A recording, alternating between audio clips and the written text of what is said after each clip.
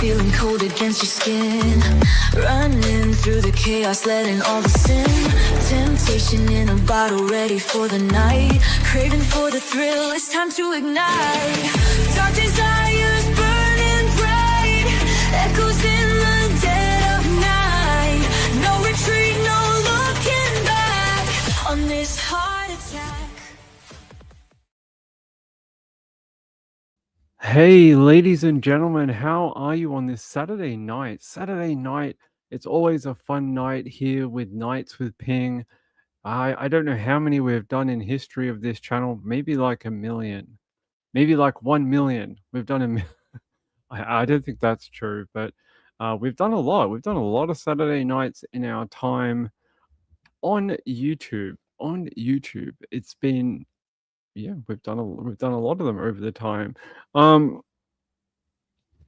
What do I have for you tonight? Well, we're going to talk. Everyone just wants to keep talking about David. Keep getting emails. Everyone's like, "Ping, what about this scenario? What about this scenario? What about this detail?" It's like after 9 months of waiting for details, now we have all the details, and then everyone's like, "Let's just talk about that for like 3 weeks." So that's apparently what everyone wants to do. But I have more true crime for you. I have other topics. I have some interesting ones, including the one that's on your screen right now, which we're going to get into in a minute. One other thing, I got 2 emails overnight, actually 3. I want to say thank you to my friend JDR. I'm sorry I didn't get back to you, but I will have a look at your story, maybe even tonight. I told her I'd look at it last week, and then I forgot, and then I will try and get it done tonight. The second one is I keep getting emails about Samantha Murphy, and people are saying, but Ping, didn't the trial start on the 8th of April? If you missed the episodes where we talked about it, that's okay. Samantha Murphy's trial has been delayed. It is currently in a state of being delayed. That's the most information I'm allowed to give you legally. I can just tell you that it's public knowledge that it was supposed to go to trial on the 8th of April. I can just tell you that it's not. It's just not, because we're already in May, and that was a month ago, and we're not at trial, are we? So yeah, it's been delayed. For how long? I don't know. I'm not part of the court. I'm not a judge. I'm not Justice Dixon. I have no idea. So when I can tell you some more about it, I'll let you know. But at this point in time, we just got to think it will go to trial. It's not like we're not going to trial. We are. It's just a matter of when. It's like, when will it happen? It'll be sometime this year. And I expect it to be sometime in the next few months, but I don't know when. I don't think they want to like sort of wait till, the end of the year or anything. I just don't know exactly when they want to do it. There's been no correspondence from the court about a new trial day or anything like that. So I don't actually know. And when they tell us, I'll let you know. So I'm allowed to tell you that because that'll end up being public knowledge. But yeah, right now it's just in a holding pattern, which is annoying because I know, just like the David case, David, we waited 9 months to get information, right? If you've been following the Samantha Murphy case since, what is it, like February of 2023, we have been waiting more than 2 years for answers into how this woman went missing in Ballarat. Like, she went out on a jog one day and then just never came home. They've never found her body, but they have someone they have accused of the crime of murder. But the details surrounding it, like, the public has never been told as of yet. That is what we're waiting for to go to trial, so we can tell you some of these details about what happened to Samantha Murphy on that fateful day in February of 2023. So I promise As soon as we're allowed to go to trial, as soon as I'm allowed to legally tell you anything, I will tell you because I am desperate, desperate to get this underway and tell you what is going on because yeah, we've all been waiting for answers for such a long time. So I will let you know when that gets underway. And just sometimes these things happen in court cases. You would have seen it in American trials. Sometimes you get really close to trial and things get pushed back for a variety of reasons. Sometimes it's like the defense, sometimes it's a prosecution, sometimes it's a judge, sometimes it's a courthouse, sometimes it's a expert witness, sometimes it's evidence based. Like there's like 4 billion different reasons that it could be delayed, and it happens in a lot of cases, unfortunately. It's just sometimes how trials work. There's issues that pop up and things they want to work through, and you never know. Kim said, "Hard to know stuff and not tell." I'm pretty good at it by now. After we did Aaron Patterson last year, I'm pretty good at it. I mean, it does get a little frustrating, but we did multiple months of that trial and knowing stuff that we weren't allowed to tell the public. So it's not that bad on me. It's more the fact I just want to get it underway, and I keep getting questions about it because people see it in the paper. They see it in the newspaper where it says um, Patrick Oren Stevenson's trial is set to get underway on April 8th. And then when nothing happened on April 8th, everyone's sort of like, whoa, well, what's going on? Why is there no trial? So, yeah, it's just been delayed. Sweet invested. Sometimes a defendant is nuttier than a squirrel, aka Lori Vallow. Sometimes. Oh, the third question is I had an email overnight and I thought this was a really interesting question. And that this person watches the show, they wrote in, they said a lot of nice things. And then at the end of the email, they said, Ping, do you ever find that doing US true crime that you get locked out of like a lot of the little, clicks that are going on within true crime? And I was thinking about it and I was going to reply to this person. I was going to say, well, no, I often talk to USA true crime people and I have a lot of friends in true crime that are in America. And then I thought about it and I was like, wait a minute. Yeah, sorta. Sort of. So if you're the person who wrote in that email, there is your answer. Yes, sometimes. I think being Australian is at times a disadvantage because we're on a completely different timeline. So when everything's in trial overnight in like we're sleeping normally when trials and things get underway in America, I'm in bed. It's 4, 3, 2 in the morning and I'm sleeping to get ready for the shows the next day. So yeah, sometimes it depends, but yeah, it can be a little like disconnecting between like other creators and us in the southern hemisphere, I think at times. So yeah. All right, I want to talk to you about this. This popped up only like about an hour ago, and I'm trying to figure out what's going on here. And I want to talk to you guys about it, and I want you guys to tell me what you think is happening here. Um, tell me what's going on here, please, because I think I have an idea of what's going on, but I'm not sure. So here, I'll read you the article. It says a newborn baby has been found dead inside a tent while a second fights for life. Emergency services were called to Wagga Beach in Cadell Place in Wagga Wagga in regional New South Wales. They're saying it happened at 4:20 p.m. yesterday, Saturday, following reports of a concern for welfare. A 37-year-old woman was found along with the body of a baby and a second one still alive. The woman and surviving baby were treated by paramedics and rushed to Wagga Base Hospital. The baby is in critical condition. A crime scene has been established and an investigation has been launched into the matter.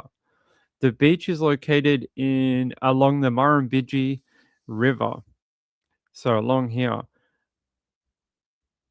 Okay, I have some things I want to break down here. They mention the word newborn, and I don't know the classification for the word newborn, but does that mean like a baby that has just come into the world? Did this lady give birth to twins? Is that what's going on? Like, I'm so confused about like what is exactly this like what exactly took place. Did this woman who was in a tent give birth to two babies and one of them died? Is that what happened, or did she already have two children? What seemingly was in a tent, either living rough or maybe just camping, and killed one of the children? I can't quite figure it out.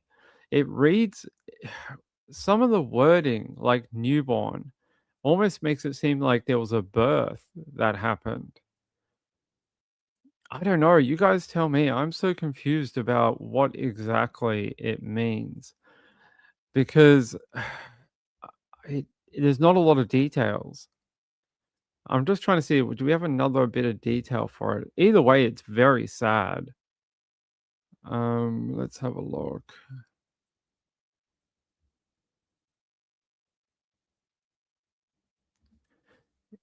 Yeah, see, they use this wording again. A newborn baby has been found deceased inside a tent at Wagga Beach. A second newborn, believed to be a twin, was found in critical condition and is currently fighting for his life. So the mum gave birth in a tent? Oh, that poor lady. That's really sad. What would cause you to be giving birth in a tent? Like, I mean, could she be like living rough? Could it be one of these like new age mums that are all like, I want to be connected to nature when I give birth? Like, I don't want to judge anyone, but some women want to do that. They want to be with the nature and the water and things like that. Um, oh, that poor lady. I don't know. They say it's a crime scene though. Maybe that's just because the baby died, they have to announce it as a crime scene until they can figure out what happened. But it definitely sounds like at least one baby died and the second one is in critical condition in a hospital. Uh I hope this is not. There's been a big thing in Australia recently with these like new age births where these mums get these, what are they called? They're called I got a mental blank. A doula. They get a doula, and these doulas are not medically trained. And what happens is if you get like this type of birth thing, like package, or this is the type of route that you want to go, not judging anyone. That is your right as a human. What happens is 90% of the time it goes fine because women have been giving birth to babies for millennia and they've been doing it in all sorts of places, even before we had hospitals, right? But it's in those few percentage cases where something goes wrong. And recently there was a couple of stories in Australia where women chose to give birth at home, but instead of getting a proper midwife, someone with medical training to notice the signs of something going wrong and to get them to a hospital should, something go wrong. They had these people from TikTok, people who advocate themselves as like the spirit of the moon, mother giver, whatever doula. And unfortunately, not only did a woman die, she died in childbirth. Her baby died. And then in a second one, a baby died. And then the mum ended up having to go into hospital for a long period of time. Two of these people who offer these services have now been charged with a crime and are now before the courts, and they've been banned from offering any type of birthing services to women at all because they're saying that they are underqualified. They now have a track record of women in their care being basically dying and not getting to the hospital in time. So they've been banned from. So I hope that's not what's going on here. I hope this wasn't sort of like one of those in the full moon of the, to give to the twin babies and have birth with the water and the trees and stuff like that. I really hope that's not what's going on here because that would already ignite a firestorm that is going on down here in relation to these doulas. So I hope that's not what's going on. And if it's the other side of it where this is a woman who was just heavily pregnant and went camping or something, that is even worse. I feel so sorry for her. It is what a horrible situation. Hey, truth be told, how are you? Kim said, I'd have been in trouble. My first needed forceps and my second needed an emergency C section. Um, the woman who died, it's awful. The woman who died, it was just horrible. Apparently, she got taken to a hospital and she had some sort of like internal bleeding from the birth. The hospital used up all of the blood in the hospital trying to save her life. Every ounce of blood in the hospital they gave to her to try and keep her alive and stem the bleeding. And they couldn't do it. And she died. And yeah, very sad case, very, very sad. If she had given birth in a hospital, she probably would have lived and her baby would have survived. Apparently, the birth that she had was a difficult birth, but not impossible. And most likely, they would have given her an emergency C section at a hospital. They would not have given her a natural birth because of some complications that she already had that she should have known from having her scans, but apparently this woman did not have her scans. She just didn't go to her, you go to your like monthly scans or whatever and they keep an eye on the baby. She just didn't do any of that. Chose this wolf mother doula of the moon and the stars or whatever. And yeah, she died in childbirth and the baby died too. And dad, the father, had to watch it all go down and watch his wife die in his arms, which that guy must be absolutely just broken by like that guy. I could imagine he must be very angry and feel like his world has been robbed from him. So I hope that's not what's going on here. I really do. But it doesn't sound great. I'd like to know more details on the woman. Why was she here? Why was she in a tent? And what was she doing? Maybe she was just camping for the weekend. She's like, hey, I'm going to go out with my partner and go camping. And then during the weekend of camping, she went into labor. That is a very natural scenario, and that could have easily been something that happened. I wish we had more details. This only came out recently, like in an hour, last hour or so. I'm going to take you to the advertiser, which is another. So there you go. You can see the cops in the photo investigating the area. I don't know where the tent is. Is that the tent, that white thing back there, maybe? You see the cops down there all having a discussion. What do they say here? They say police have commenced an investigation after a newborn's body was found inside a tent in Wagga's CBD. Wagga's CBD, that's not good. That almost tells me that maybe she was a homeless woman, someone living rough.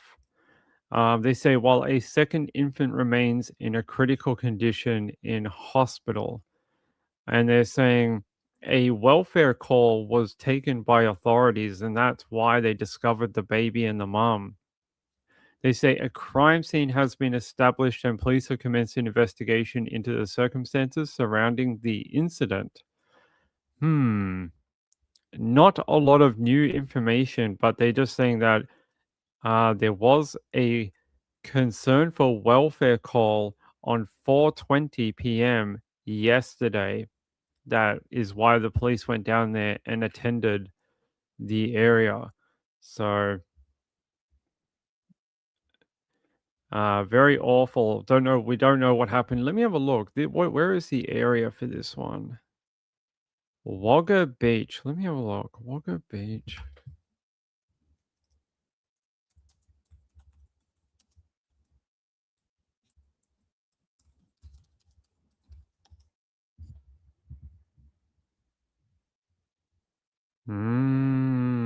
I wonder.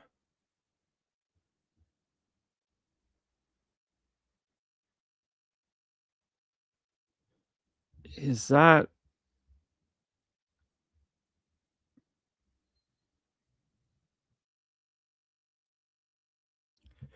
Let me take you out to a story from the area.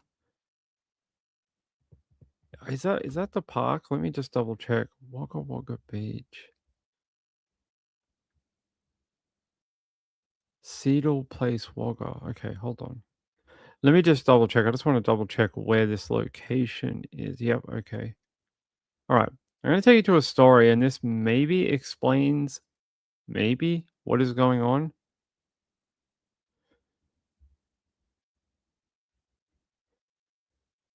And looming for people sleeping rough in Wilkes Park. This is just the nature of the society we live in, and we've adopted an empathetic position, but we have to also start making the appropriate decisions in the long-term interest of everybody involved. Councillors last night backing a plan to investigate relocating campers to a temporary site. I've called for a transitional area for the campers to be preferably moved out of Wilkes Park and restoring Wilkes Park back to its 72-hour status, and then offering this other area which will have facilities. The situation is a stark sign of Wagga's housing crisis.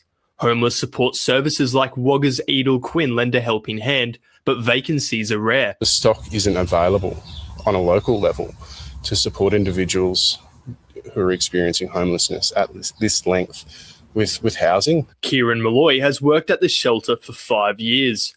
In that time, he says people needing help has changed. We quite often support families who are experiencing homelessness. We've seen the market shift so dramatically. An unaffordable rental market emerging as the biggest factor pushing people into homelessness. And we've got the cheapest rental available being quite often $380 a week. That's not something affordable. Individuals on JobSeeker and who receive disability support pensions are simply priced out of the market. Councillors now asking the Housing Minister for help as calls grow for stronger state and federal support. It's a crisis on a national level and it's a crisis on a local level, and they're just not paying attention to it properly. We need advocacy from Minister Rose. The reason I wanted to show that to you is because of that beginning bit here. I don't know if this is the exact same location, but it does say that people along this river in Wagga Wagga are typically homeless people camping within that locale. So that is a very sad story about a mom who may be homeless, was pregnant with twin babies and went into labor in her tent. That is a awful story, and the fact that one died during what I don't know, it doesn't say, but I'm just guessing it may have been childbirth, and then she was obviously in labor with a second child. What an awful story. I'm sorry to bring you such a sad story, but I was so perplexed by the wording, and I was like, what is going on here? Is it a murder? Is it this? Is it that? But it almost sounds like maybe a homeless woman, was pregnant. But luckily it's not one of those doula stories that have been going around. Those doula stories are brutal. Here, doula.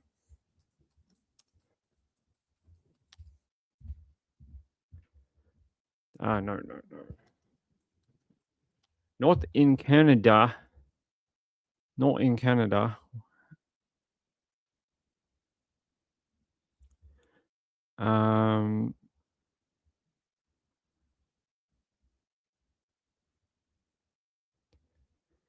That is not the one I'm looking for. Where is it? Nope. Let me try and find it. It was this year. Here. There was this one. There's been quite a few. Influencer. Birth keeper may be compelled to give evidence at inquest. There's her. Stacy died after giving birth at home last year. And she had postpartum hemorrhage and cardiac arrest after giving birth at home. And this is the lady that they gave like every ounce of blood in the hospital to, and she did not survive. Unfortunately, I don't think the baby survived either, if I remember correctly. Yeah, awful. So it sounds like what did they call it? A birth keeper, whatever that is. They're saying a birth keeper may be compelled to give evidence at an inquest into Stacy's death. So a very sad story. And that was support worker Emily Lull has been given until May 15 to respond to the court's request that she provide a statement to the court. And they're saying that they want more information about what happened to Stacy and that night. And then there was one in Queensland where a woman went into birth, and then it all went wrong. And they were on a rural property in Queensland, I'm pretty sure, and the lady died there too. So a lot of sad stories, really sad. Too many babies dying. How terrible. And women, young ladies. Like this lady is quite young, very, very young. And she probably should still be here with us. And that is very sad. Espion said, super behind, but here now at a cabin with the cousins. I hope you had a good day. Hey, Moonlight View, how are you, my friend? Thank you, my friend. Good to see you. Good to see you tonight. All right, let's move on. I don't know how we got stuck on that topic, but I just saw that article come up, and at first it seemed more spooky than I think it's going to end up being. I think it's probably going to end up being a really, really sad story about a woman who was most likely living rough and then ended up going into labor in a freaking tent. Poor lady. If I hear more information about the one that happened in Wagga Wagga, I'll let you know. It's been a crazy day in Australia for true crime and people dying and things. There was another one in New South Wales where a family in Sydney Southwest overnight, they found 3 people dead in a family home. The couple were a couple aged in their 60s, plus 2 of their sons were attacked at the home on Juliet Close, Rosemeadow, just after 1:30 a.m. on Sunday. And cops are saying it was a very grisly crime scene, and they said it was a violent assault. They said they first encountered a 65-year-old woman and started doing first aid on her. Police went inside the home and found a 64-year-old male who was still alive with serious blunt force head injuries. They found a male deceased in a granny flat at the rear of the premise. It's understood the man was the family's youngest son, who was 25 years old. They said there was another brother, aged 30, contacted emergency services after he was assaulted and taken to Liverpool Hospital. Officers arrested a 32-year-old man an hour after the grim discovery when a silver sedan pulled up at the scene. They said, and I'll show you a photo, that on this sedan they found blood on the actual car. This car right here, there was blood on the handle. So when it pulled up to the scene, and the cops are like, we have people who are injured, we have someone who's been bashed and, almost killed. and then a car rocks up that wasn't here when we got here, and it has blood all over it. It might be something going on. So a violent night in Sydney Southwest. Why this happened, I don't think we know fully.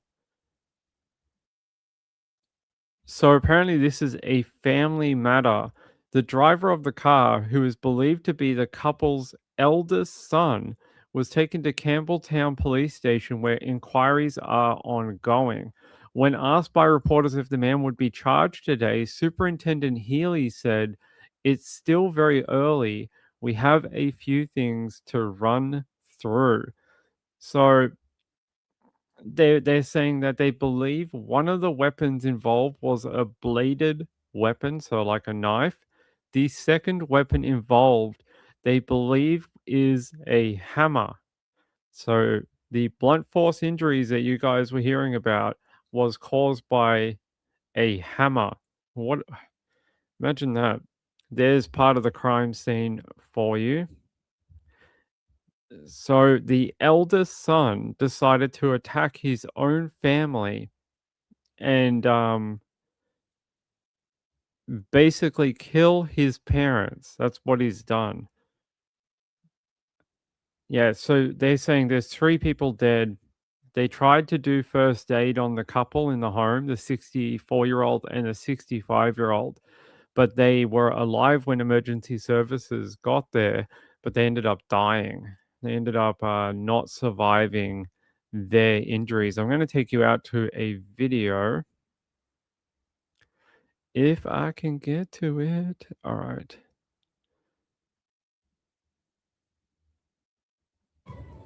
But we begin with breaking news from Sydney's southwest, where 3 people have died after reports of a group assault. The bodies of a man and woman found inside the home, while a third male died in hospital a short time ago. Live to Jack Hahn at the scene in Rosemeadow. Jack, a man has been arrested. Emergency services were called here to Rosemeadow, Juliet Close to be specific, here in the Campbelltown area about 1:30 this morning. Upon arrival, they found a woman in her 60s and a man in his 20s dead, and a 63-year-old man fighting for life in a critical condition. He had to be rushed to the closest trauma centre, Liverpool Hospital, up the road about 20 kilometres away, but doctors there were unable to bring him back to life, and confirmation has come through within the past hour or so that he has died as well, meaning that 3 people have died here this morning. About an hour or 2 into the police investigation, a 32-year-old man drove past this street. Police conducted some inquiries and decided to place that man under arrest. This morning, he is at Campbelltown Police Station, and this is being treated as a potential domestic violence incident. Jack, thank you. All right, now to more breaking news.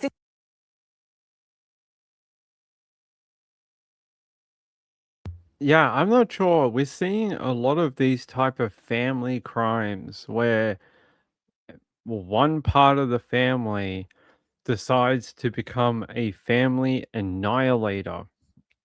Just last week in California, we had a similar story where someone from an Asian family decided to go to the family and kill them all. And that happened in California. This in Sydney, Australia, same thing. Not saying it's Asian related, it just happened to be that the 2 stories we spoke about were both about Asian families.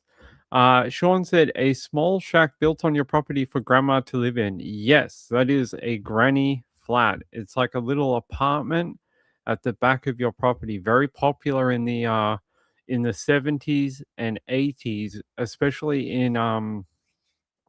in southwestern Sydney, because a lot of these people had big families. So they would often have grandma live with them. And, they wanted grandma to have some independence and not live in the family home. Grandma can be a little annoying sometimes. So maybe grandma has her own apartment where she can do her own things over there. And yeah, very popular in the 70s and 80s. Yeah, it's called a granny flat.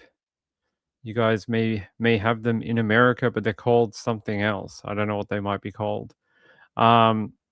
Chipmunk said there are several stories in the US on the same thing. Elderly parents should be enjoying life, not worried about the difficult kids they had. That is true. Very true. So a pretty brutal, imagine that 1:30 in the morning and you might live in that neighborhood and that's what you wake up to. Emergency services everywhere. And then you find out that your neighbors, a lovely family, have been killed by their son. Pretty awful. Here's the property. I can show you the granny flat. It's a really nice one, actually. Actually, Sean, look how big this one is. Look. There's the main property. This is the main house here. This rectangle bit at the back is the granny flat, like a separate property. So the family would live here and granny would live out the back.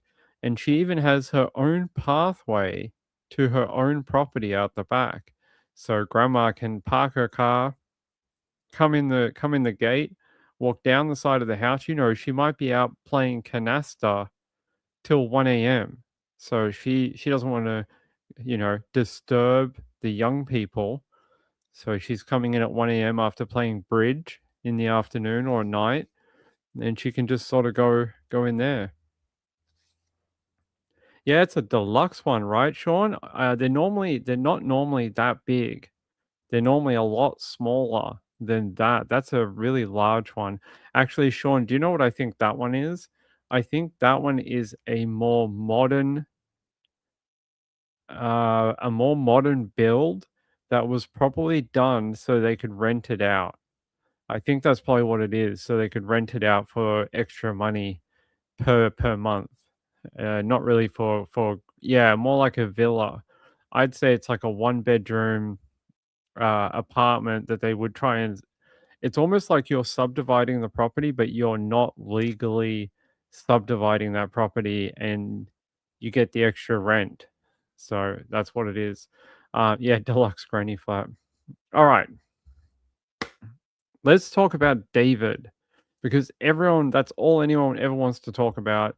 And apparently, if I don't put it in my title every night, no one wants to come and hang out at the channel at the moment. So it's all anyone wants to talk about. I have some interesting information that I think we should talk about. Now, you guys have all seen the video, right? Here, let me see if I can put it up on the screen. I don't know if I'm able to. Hold on. No, that's not how we do that. There's too many videos playing. All right. Can I make this bigger? I cannot. Okay. So have you guys all seen this video, the one I'm about to play? Have you guys seen the one from the David stream, July 4th, 2025? All right. Listen carefully. Listen very carefully. You may feel a little grossed out at the end, but just listen.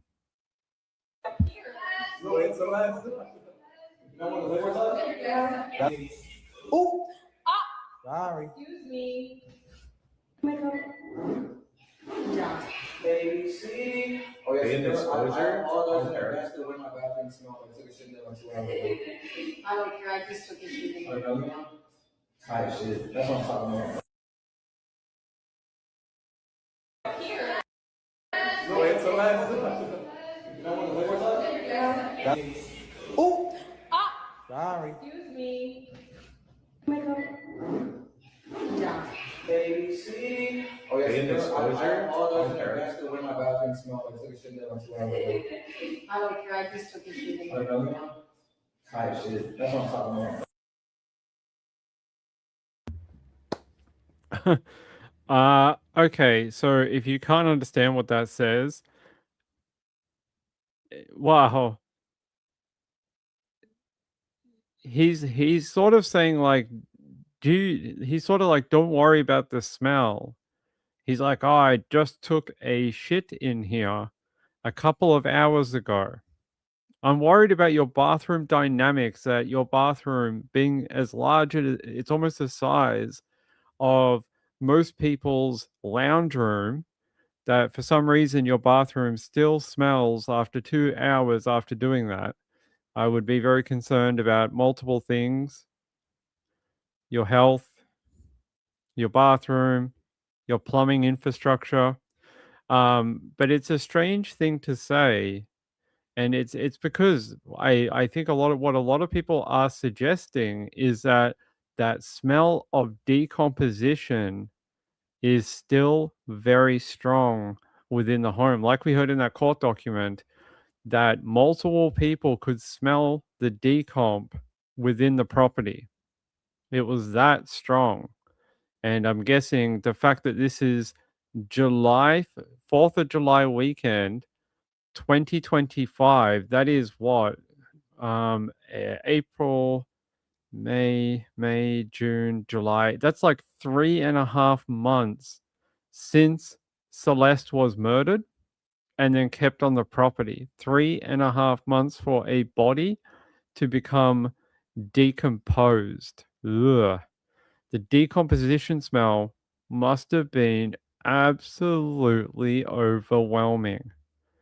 3.5 months.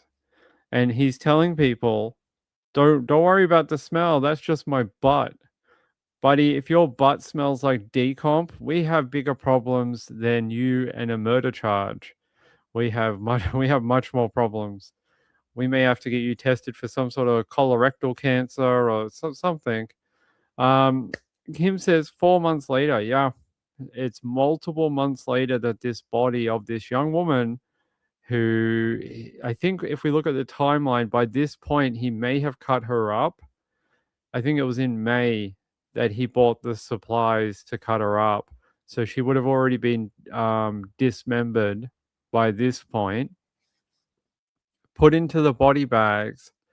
That means multiple times on this property she has been moved around, and that bag has been opened, she's been moved around, she's been cut up. There is multiple different exposures to the property. And these people are all hanging out, being like, yeah, that's okay, David. We can't smell the dead body in your home. And this person that you see in the bottom left-hand corner, that is Neo. That is the Neo Langston guy. That is Neo Langston in that bottom corner.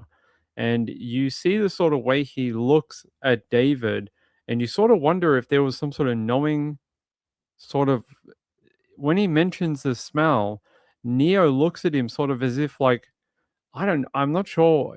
It's almost sort of like a look of like, dude, why are you talking about that? Or yeah, why are we doing that? Why are we bringing this up? Just don't talk about it. That's the way I sort of get. That's the emotional vibe I get from watching it. Here, I'll play it again. No, it's the last. You don't want to wait for Oh! Sorry. Excuse me. Baby, see? Oh, yeah, Being exposure, I apologize in advance for the way my bathroom smelled. I took a shit there on 2 hours ago. I don't care. I just took a shit. Type shit. That's what I'm talking about. There you go. There you go. Sweet Universe says, what kind of people stay in a place that stinks to high heaven? I don't know. I wouldn't be hanging out at someone's house being like, is that roses? No. Is that decomp? Oh, let me hang out here for a few days. No. And these people hung around his home for, the entire like 4th of July weekend and had no problems being around that. So his face looks odd. Wait, one of the first words was Celeste. It is a different Celeste. It's a different girl. There's 2 of them. There's the one that was killed and then a different one. So there was 2 of them. Warner still said he needs a heavy-duty air freshener. He needs a body removal service. Call the mob. They might be able to help you. Jimmy Hoffa still hasn't been found today. Burnt Popcorn says celebrity worship is potent. I agree. Hey, Burnt Popcorn, how are you, my friend? Yeah, pretty brutal. And I just thought I'd show you this. I don't think we've ever shown it on the channel. This is from TMZ. But here is the garage where they say, according to those court documents, that he put that kiddie pool and dismembered her in this garage. That is horrific. Yeah, that's a good conversation. What do you do with this property now? It's going to be a part, if he doesn't plead guilty and change his plea, it's going to be a part of a huge trial, massive trial. It's going to be a really big one in LA. This house will and I'm going to take you to a point in a second, and I'm going to explain my justification. What do you think should be done with the property? I've heard a few things about LA, and one of the things I was speaking to a journalist who works in LA, and they were telling me that there has been so many high profile murders in LA that people, as long as you renovated the property and cleaned it and stuff and maybe changed it a little bit, most people wouldn't care. Like, he was like, I'm serious. LA is such a premium price tag on housing that most people wouldn't give a crap. And he's like, it will sell to someone eventually. And I was like, all right, well, okay. So I'm interested to know what you would think if the whole, like, what would the owner do with it? What would they do with it? Lindy said, did he cut her up after she was already decomposed? Yes. Yes, she would have already been real goopy by the time he cut her up. Yes. Rented out, like for like a true crime Airbnb. And that brings me to my second point. I heard something tonight from another live streamer. So I have a friend in LA who does live streaming on the street. So they sort of go out and, like, they have the radio scanner and they sort of drive around to the different things out there. And I was talking to him, and he's telling me that they went out to this home a couple of nights ago, and he's saying the traffic around the home is out of control. He's like, there's tours and celebrity, there's buses like TMZ bus or whatever. He's like, there's people on buses and um like true crime people coming to shoot videos out the front.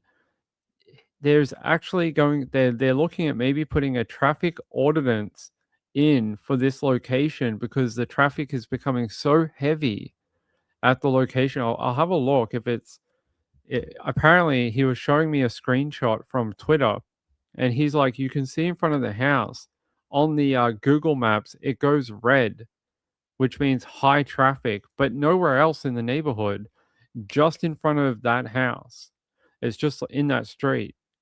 And so there's already like this sort of very ghoulish, yeah, drive to go to the property here. We'll look it up.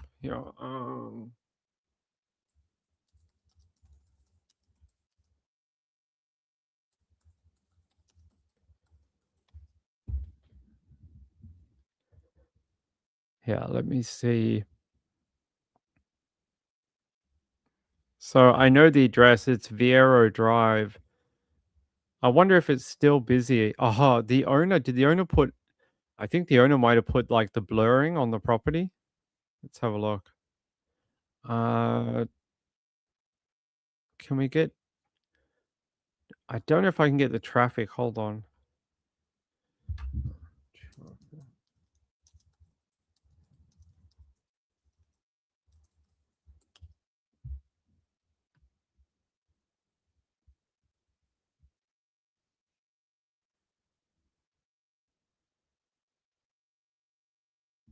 It is really late at night right now. I don't know if it'll do it, but if you go here during the day, you'd be able to see it.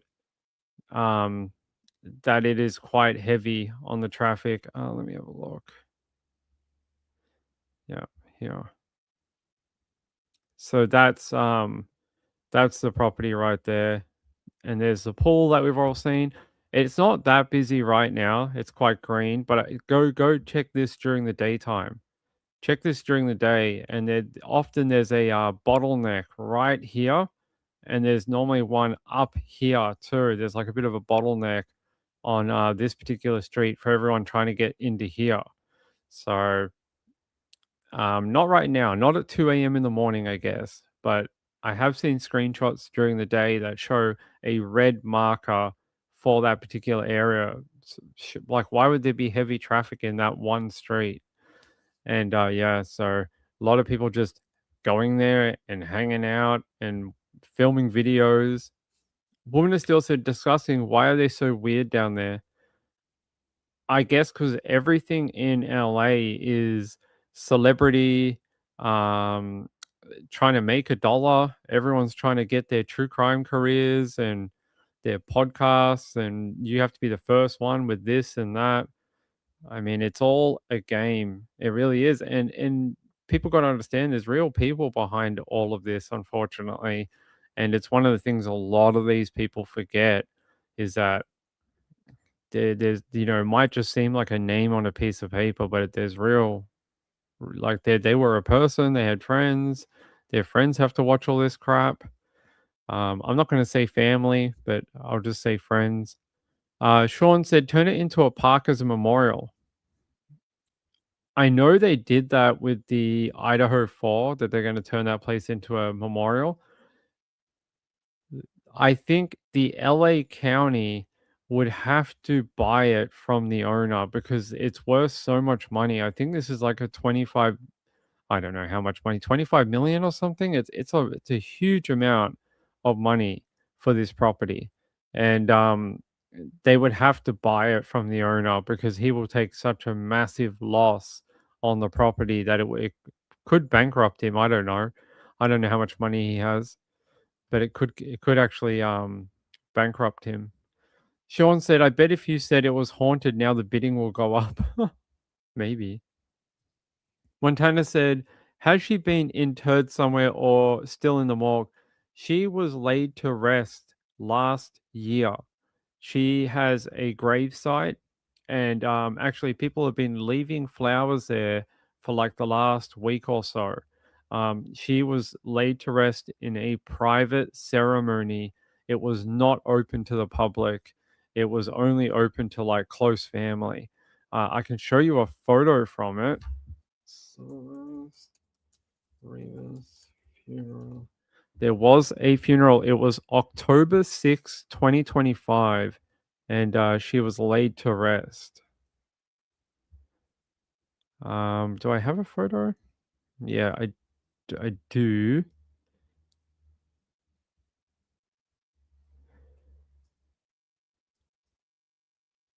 See, there's the coffin right there. I wonder if they have the bigger photo. Yeah, there you guys go. She was laid to rest. Here, let me put that photo up on the screen. There you go. And then they had like a really big tent. They had a really big tent to keep it private. It was to keep prying eyes from seeing the service for her. They had this giant white like pergola type thing. I was trying to find a photo of it. No. Okay, you can see it in this photo. It's not a great photo, but you can see it here. See on the left of the screen, you see the giant tent. They had this giant like tent where they held the service in there. So yeah, she's been laid to rest in a proper respectful burial, thank God, and not in a Tesla. Did David go? No, he did not. Looks like a wedding tent. Well, wedding tent, funeral tent, they all do the same thing. So there you go. Yeah. So people wondering if she has been given back to the family. Yes, for a while ago. So she has been laid to rest properly. By the way, there's a better photo of her casket for you. very beautiful casket, very, very beautiful. And that was her final moments on this earth. So like a wedding tent, Yeah. Hey, hey, Santonio, how are you? I don't know what you're saying what to, but sure. What? How's it going? Yeah, so laid to rest, done. That's great. But yeah, if you go to David's property, maybe you'll see one of these celebrity tours going through LA and visiting the property. Apparently, there's been a ton of them taking their customers out because it's such a big story at the moment. I guess people on the tour want to see the property, and I mean, I guess I don't know what you're going to see. They're like, here is a house. We're taking you to a house. It is a house here. There is no evidence of any crime, but you can look at the outside of a house. Here you go. I sort of get when they head out to like celebrities' homes. That is sort of like, pretty cool or whatever. It's a little invasive, but I sort of get it. I don't get like heading out to a murder scene and being like, look at this murder scene. Here's the garage where they cut her up in the garage. So I don't really get that. Sweet Universe said, they say a mother losing a child is the worst loss. A lot of speculation around the parents, a lot. I don't know what to tell you in regards to anything like that. I just Ping's personal opinion is I hope we get answers to our questions regarding her home life and everything that preceded her meeting David for the first time. All those details, I think they would be very pertinent to the investigation and to the court. I think it would help provide more of that picture of what her life was like before she ran into David, and I think we need it. I think it's needed. So Robert said they still do Jack the Ripper tours in London. That's true, they do. So even like 100 years later, they may still do one for David. All right, one more bit of David's stuff I want to show you. If I can, why can't I get this on the screen?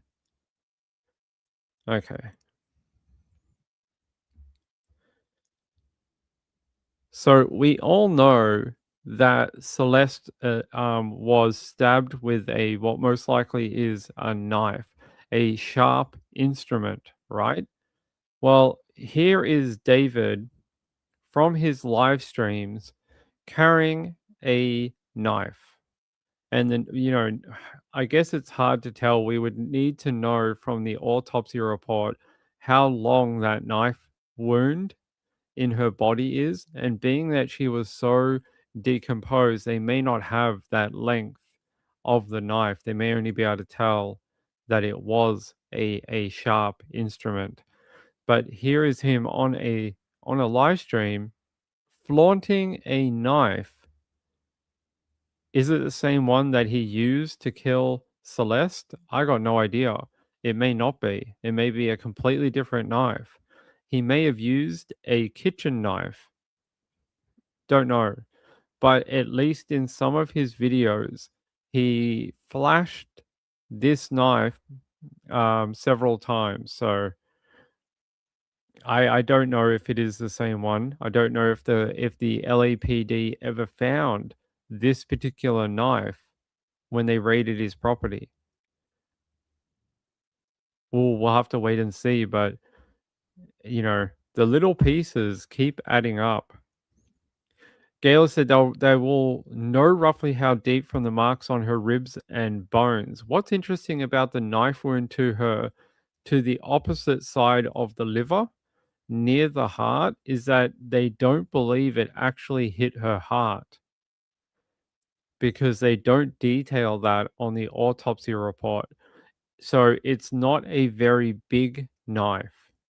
If it was a really large knife, like a kitchen knife, that would have gone straight through her heart and into her back, like into her rib cage on the back. And the fact that they didn't detail that tells me it's not a very big knife. It's pretty small.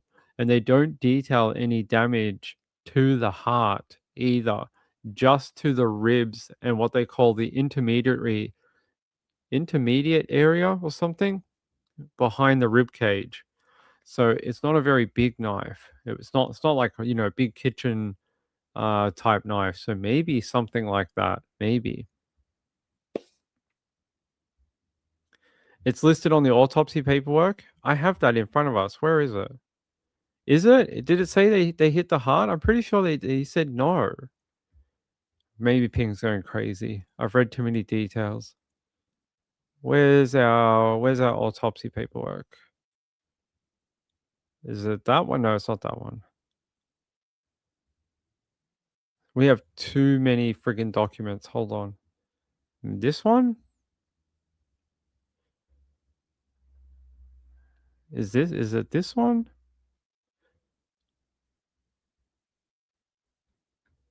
It's this one. Yeah, it's this one. Sorry, we got like documents for billions of cases that we're doing, and they get I got to make a better folder system, like I did with Aaron Patterson. We've got that spaced out into days and weeks, and for this and for that, so we can find things. But this one we don't. All right, yeah, here we go. Skin. Is it this one? Skin defect.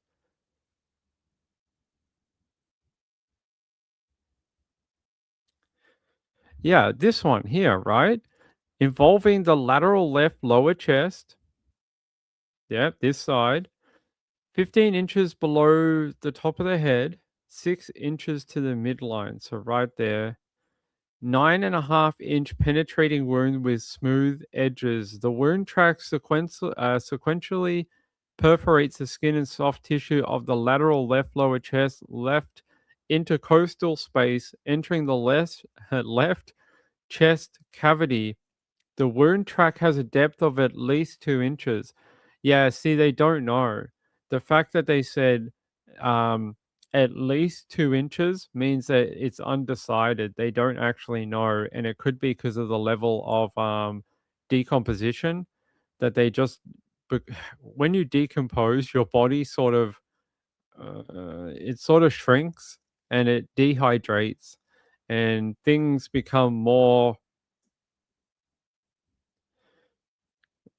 They said that partially she was skeletal as well. Like there's so many problems when you get a body at that point. There's only so much information you can get from it. So that's why that details it just roughly 2 inches. So let's have a look. Do they mention anything else about that particular wound?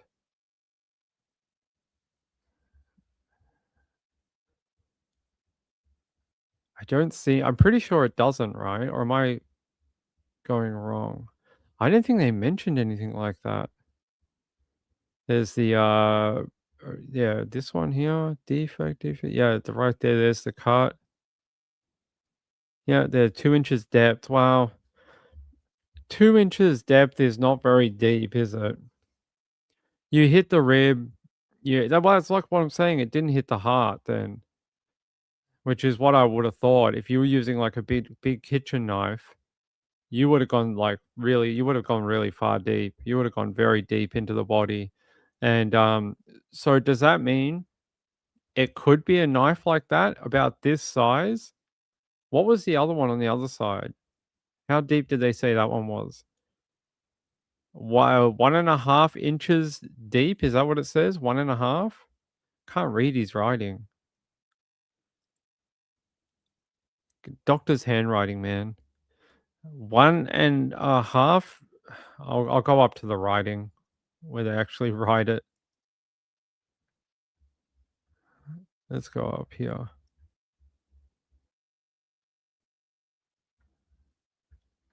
Wait, where is it? There it is. Right here. What'd they say? 3/4 of an inch penetrating wound perforates the skin and soft tissue of the right abdomen and liver. 1/4 of an inch ovoid defect. The wound track has approximate depth of one to half or 1.5. I can't read his writing. 1 to half inches. So it's not super deep, but this one did hit the liver. Interesting that they don't mention anything about the heart on the other side, that it was maybe not deep enough. Interesting. Yeah, there you go. By the way, there's that information, so you know I'm not just making it up for you. That is true. That is true. She has That is true. Hold on. Let's go down to the diagram. Where's our diagram? It's sort of under. I would consider that under the breast, right? It's sort of under the where the lady parts might be. It's sort of just under it. At least that's what I would think. It's just under her breast at the top of the rib cage.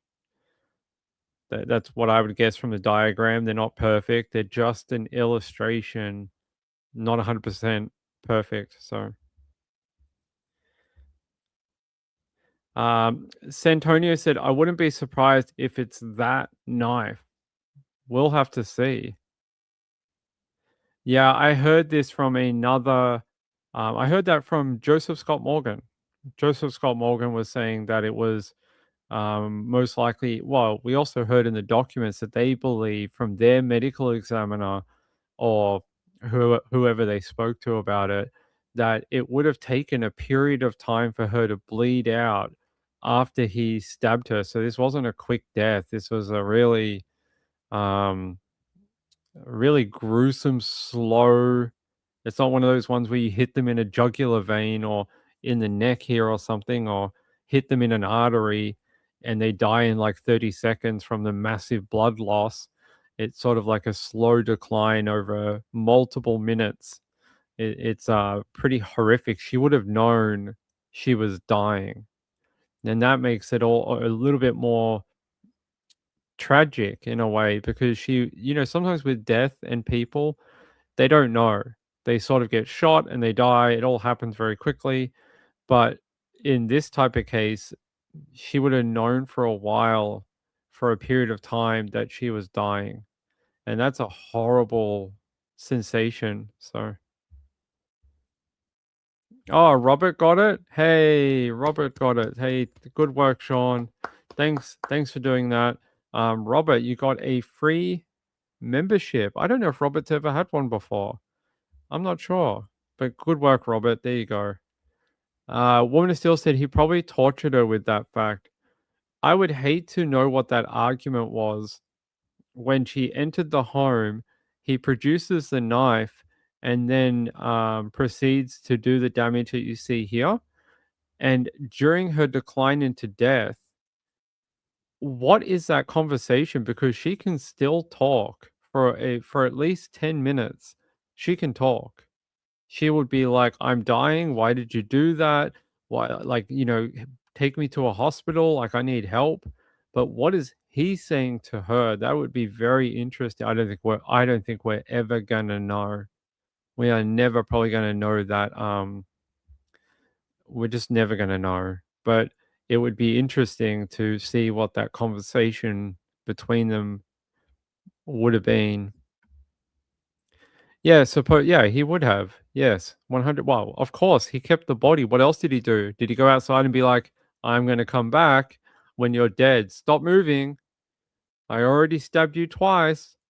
Don't you be coming back to life. I'll be back. I'm going to have a smoke outside. I'm going to come back, and when I come back, you better be dead. Don't be alive anymore. I'm pretty sure he watched her die. Brutal. really brutal. Guys, give me 1 second. I have to fix something. Hold on.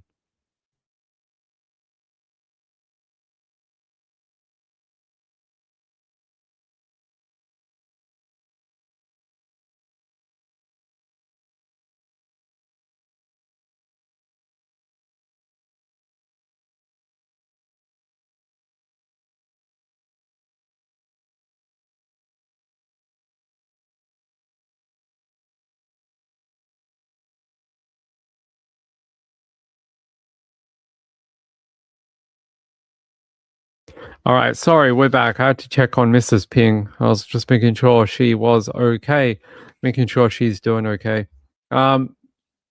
Yes, toxicology. I think we don't have that panel. We only have the very early testing, which is down here. Where is it? We do have some early.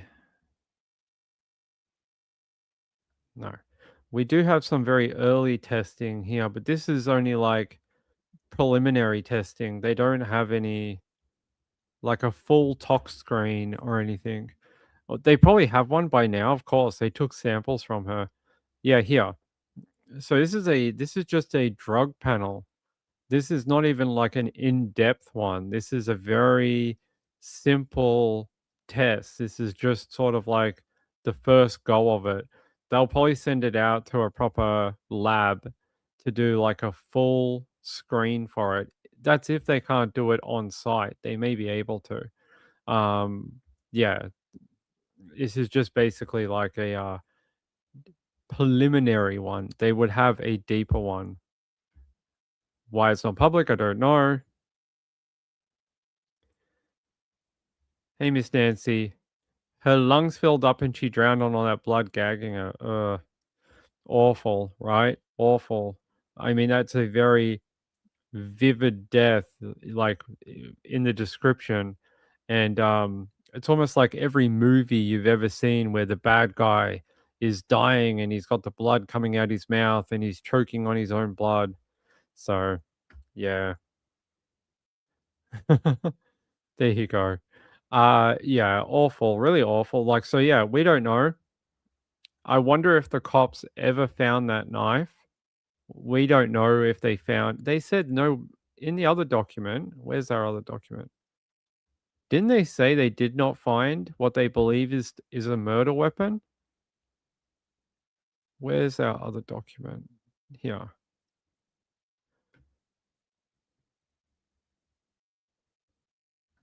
Didn't they state in this one that they don't believe they found a murder weapon? Let me have a look. Maybe Ping is making up facts. I could be. Sometimes I do that.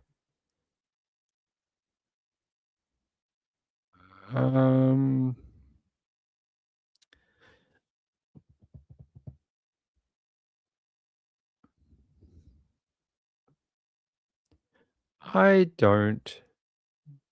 Yeah, maybe I'm making things up. I don't see that fact on here. Maybe Ping is just making things up. We'll see. We'll see if they bring anything at trial. There might be something they got from the home. But yeah, read this bit here. The defendant here. The defendant in May of 2025 basically dismembered her in that pool, right? The defendant then placed her head and torso into a cadaver bag he purchased, placed her limbs into a garbage bag which he deposited into the front trunk, laying the cadaver bag on top. For several weeks or possibly months, the defendant left the victim's body to decompose inside his Tesla.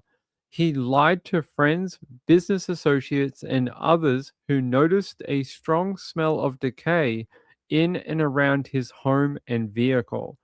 So we spoke about that video earlier where he apologizes for the smell in his home. And then someone asked here, did he cut her up when she was already decomposed? I would I would suggest that yes. The fact that what was the date that he did this? On July 7th, 2025, the defendant ordered and subsequently Amazon delivered a burn cage to his home. No, yes, we know that. When did they say? Yeah. The blue inflatable pool was purchased in May of 2025 in order, to distance himself. He basically dismembered her. So May 2025, that would have been what, a couple of weeks after killing her. She was killed on the 20, what was it, 25th,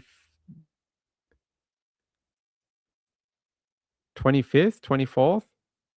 He returned home early morning on 24th. Yeah, 23rd.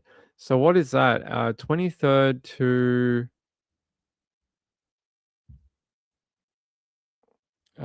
so like around May 5th. May 5th, something like that. So what is that? About a week, just shy of 2 weeks.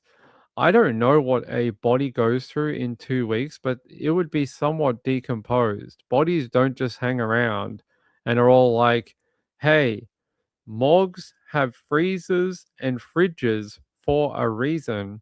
But if you're David, we just stay non-decomposed for 2 weeks. I would say there would be some decomposition within the 2-week period. Rigor mortis would have already been gone. So rigor mortis doesn't last very long, only lasts for a period of time after death. So you go through that stage of it. The body goes into rigor. Then the body actually comes back out of rigor mortis eventually. I think it's within 72 hours of the person dying. So it would have already been out of that stage. And then it would start to heavily decompose within the home. Because you think about the place where he may have kept her, probably pretty hot. And we're talking about May. The temperatures are not exactly cold in LA in May. You're talking about like what, 80 degrees most days, 70 to 80 degrees on an average day. Pretty warm to just have a body hanging around your home. So yeah, I would think in 2 weeks there would be some very visual decomposition at the time. Not full decomposition, but there would be a pretty obvious pretty obvious decomposition of the body. Pretty horrific. And then he got those chainsaws and decided to cut her up. And he had to touch her too. Imagine doing that. Visually put yourself into that place where you're like, okay, I've killed someone. I've waited 2 weeks. I've had 2 weeks to think about it. And now what I'm going to do is I'm going to order a kiddie pool and some chainsaws and a body bag. And what I'm going to do is I'm going to go look in that place where I put the body. I'm going to look at it again. I remember what it was the night I killed the person. They look like a normal person. Now they look like something out of a horror movie. And what I'm going to do is I'm going to use my chainsaw and I'm going to cut them up. Imagine what you have to do that. It's awful. I don't know how anyone can do that. Google says a burn cage is used for burning leaves. I think a lot of people thought maybe he might have used it to try and do a cremation of sorts, but I think the cops are saying he probably wanted to use it to burn things like her clothing, ID, her purse, anything he couldn't throw away or get rid of. I don't know if it would have been big enough to do a body. Robert said he wasn't the sharpest knife in the drawer. He was not. Kim says, I don't think that's why he wanted it for. Let's have a look. What is a burn cage? I've never seen one. I don't even know what it is. Oh, this? That's all it is? Oh. I'm sort of disappointed in what it actually is. Oh, okay. Yeah, you can't put a body in this. Not a friggin' chance. Apparently this is what a burn cage is. What fuels it? Is it a, do you put wood or charcoal briquettes? Like what do you fuel it with? I'm trying to figure out like what you fuel it with. Hold on.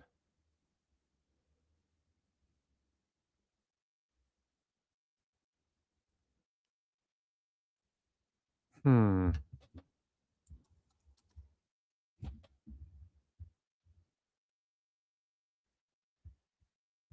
Oh, okay. It's supposed to be fueled with like your yard trimmings. Things like leaves and trees and branches and things like that. And the way you start it is using a propane torch. And it is the design of it where you can see in this photo, you see the oxygen. The oxygen gets drawn in through all these holes in the burn cage, and that allows like maximum amount of oxygen to get into that region. And when you compress a fire like that, the heat gets more like higher, so you're getting this pumping in of oxygen but also a compression of the flame, and you're getting a very hot fire. But I don't think you could do a body in this cage, and the reason I don't think you can do it is because of all the holes on in the burn cage. If you tried to put a body in there, there'd be so much liquid that would come out of that burn cage. There'd just be like buckets of it. You would have a real bad problem with that, and you would have two problems then to deal with. One, you'd have the smell of burning a human in your backyard, which neighbors would notice. Then you'd have the liquid that would expunge from the body at the time. You then have to clean that up. That provides more DNA and crap everywhere and more evidence of a body being around. Then, if you burn that body in that burn cage, then you have to get rid of the burn cage as well, because it's going to have charred remains stuck all inside of it, where body parts stick to the metal and all sorts of things. So, there's a lot of considerations that you would have to have before you tried to use a device like this for a at-home cremation of a body. I think you would possibly why he didn't do it. It's possibly just a bad idea. Gail said, no, he could have done it when he went to maybe when he went to Santa Barbara County, maybe, possibly. If he chopped her up, I think he'd still run into the same problems.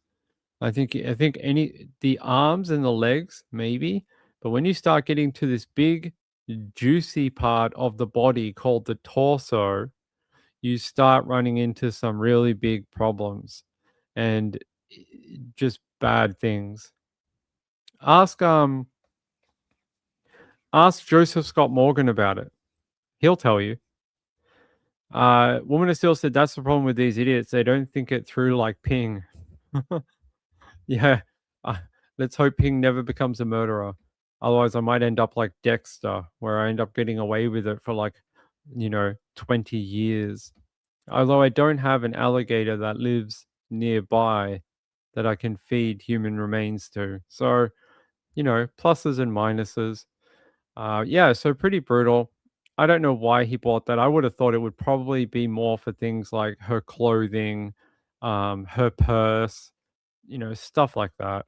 But I think he maybe changed his mind and ended up taking the trip to Santa Barbara County and then just dumping everything out the window when he was driving through. Basically, just threw it out the window. Yeah. Yeah, there we go. All right. Let me see if I've got one little video we'll play for you, just so I can have a drink, and then we can get going on it again. All right. Going to take you out to CBS in LA. I'm Pat Harvey. I'm Rutabe Shabazi. Well, we start with new details on the alleged killing of 14-year-old Celeste Rivas Hernandez. Her death certificate has been updated, leading her family to release a new statement. And CBS LA's Hunter Sowers is live with that information and a new timeline of what singer David allegedly did before and after the killing. Hunter? Pat Rutabe, certainly another day of difficult updates for the loved ones of Celeste Rivas Hernandez. We are learning, as well as that timeline, that her family is no longer going to be making any public statements in the outcome of this trial as it moves forward. It comes as we are seeing key updates to her death certificate. Changes to the death certificate for Celeste Rivas Hernandez reveal another layer of heartbreak for her loved ones. The documents update her cause of death to homicide. And in the section listing whether she was pregnant, it's been changed from its initial no to now unknown. So it's heartbreaking. I mean, in any case, but especially the 14-year-old. It comes a day after documents from the prosecution allege David Burke bought 2 chainsaws, a body bag, and other tools to kill and dismember her body, attempting to keep her blood from spilling by using a blue plastic pool. He was not smart about it. You know, it's just like, it's very traceable stuff. Who orders a single body bag on Amazon? Steve Fisher is a private investigator hired by the homeowner who was renting the house David was living in when Celeste's body was found. After the LAPD executed their search warrant, Fisher says he found a chainsaw and a burn cage in the home. He says it was photographed by LAPD but not taken into evidence. David's whereabouts are well documented in the days leading up to and after Celeste was allegedly murdered. He has her brought to the house, according to prosecutors' murders for that night. On the 24th, he is at a record release party in Culver City. Also on the 24th, David did a lengthy interview for the Zach Sang Show, promoting his upcoming album, Withered. What does it mean to be withered? So the entire aesthetic of this project is returning to the dust. A rose grows from the dirt and then it also decays back into the dirt. This interview, allegedly done just hours after Celeste would have been killed. So with this project, the way I made it, the way I'm talking about the themes on this project, the way I'm talking about my emotions and my feelings, it's all returning to the dirt with this. It's like all returning to the dirt, hey? Yeah, I saw that. Let's have a look at it in a minute. Hey, Razor, how are you? Well, yeah, that's not the way that works. The way that'll work is in a court of law, you can't just say, I bought a chainsaw and a body bag to do some trimming. You can't do that. They will probably most likely have already swabbed all that for DNA evidence. And if any of it comes back with Celeste Rivas DNA on it, or any type of trace elements, you can't use that. What are you going to say? Oh, my tree in my backyard actually has the same DNA as a murder victim that was found in my car. So it doesn't work like that. And the only reason they'd be presenting it in evidence is because they can back up their claim for it. I don't know. Like, I heard your question earlier saying, what would his lawyer do to give him a defense? I have no idea. I've been trying to think it through on what kind of defense you could provide for this situation. And the only thing I can think of is that he could say, I mean, you could say that there was an argument at the home. You don't deny that she was at your property. You play that type of legal avenue. You say, I don't deny that I called her and that she was at my property. You say, I did lie to investigators because of how it would look. You then have to come up with some scenario that would make sense to the jury and say to him, like, this happened or that happened. There would have to be something that would be believable. What that is, I don't know.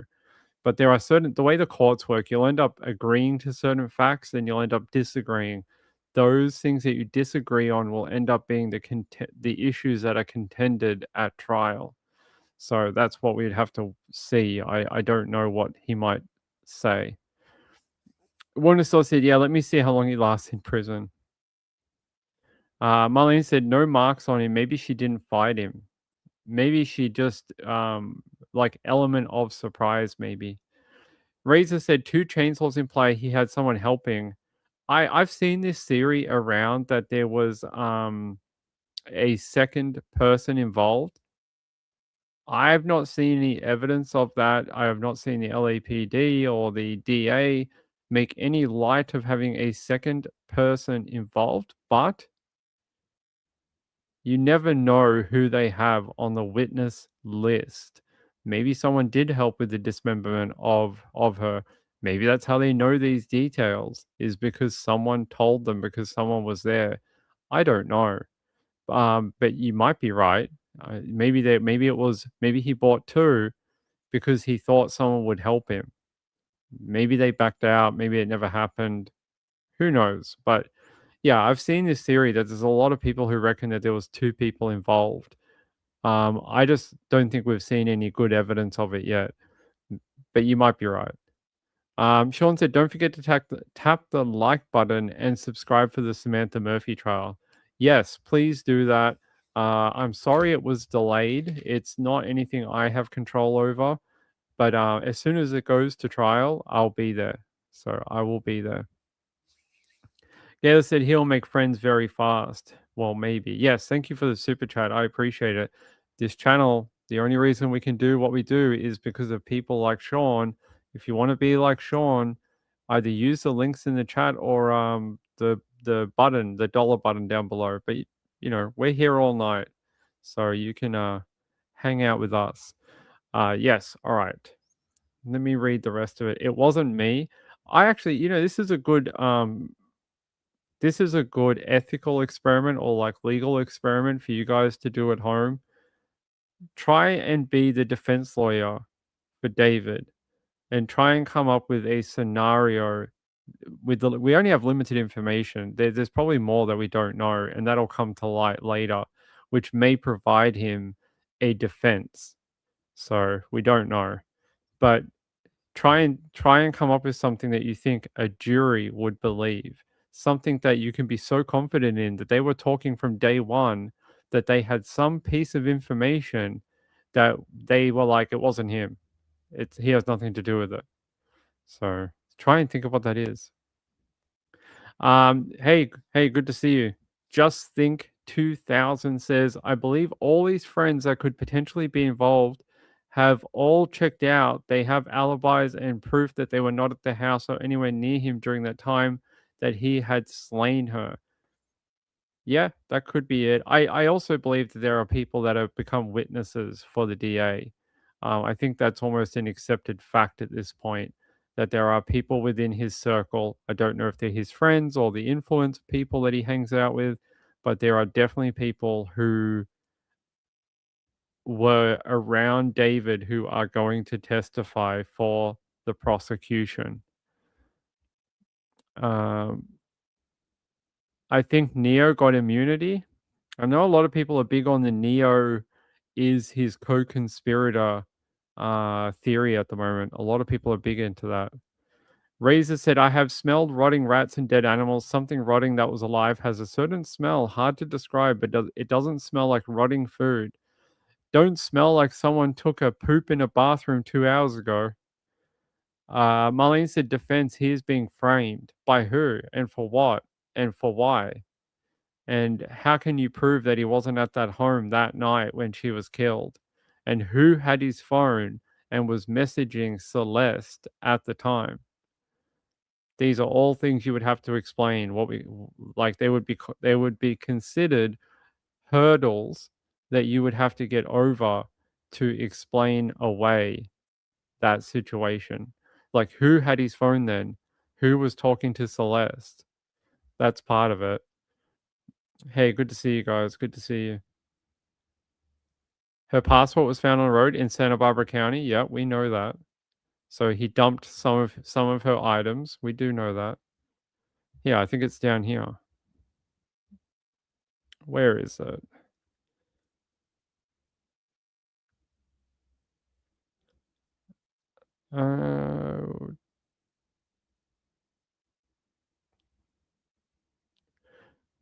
Wait, it should be here somewhere. They talk about it somewhere. Yeah, here. And they say the The defendant's cellular activity and communications derived from the defendant's iPhone and Tesla, which will demonstrate defendant's activities between April 22nd, 2025 and April 24th, 2025, including a trip to Santa Barbara County in the middle of the night after the victim arrived at his Hollywood Hills home. And then they also talk about how they found her ID out there. A Cal trans worker found the ID. Where is it? They talk about how he returned to Santa Barbara County again. And then it says here, the victim's identification was subsequently discovered in January 2026. Oh, is that all they say? I'm pretty sure there's a bit where they talk about the Cal trans worker.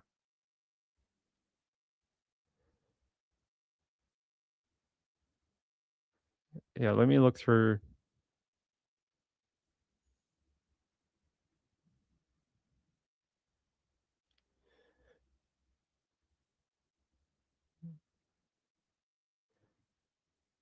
There is a bit here where they talk about only recently, only a few months ago, it was located.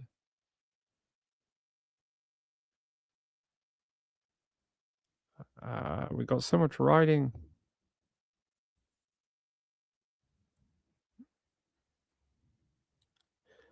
I'm not sure. It's in here somewhere, but they talk about how that the Cal trans worker found it out there only recently, only in January of 2026 they found it. So only a few months ago, which is very interesting that it hadn't been located earlier, which is yeah, interesting that no one else had found it. I'm trying to find out if I've probably gone past it.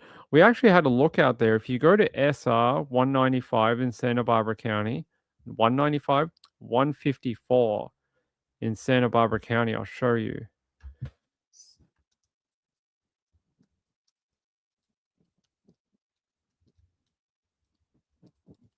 I will still never understand why if he went out there on the night that she was killed, I still don't understand why he didn't just come out here and dump her in the water. Why would you keep her? I don't understand why you would keep her remains like that. Like, this place is so sort of isolated. You could just dump her in this water and no one probably would ever find her, not for a long period of time. So you drove out here anyway, and you did not get rid of the evidence of murder. I find that very, very interesting. This is that road, 154. I'm not sure which bit they found the ID at, but either way, you can tell how isolated some of the sections of this area are. They're like very big forested areas, and then you've got the water as well.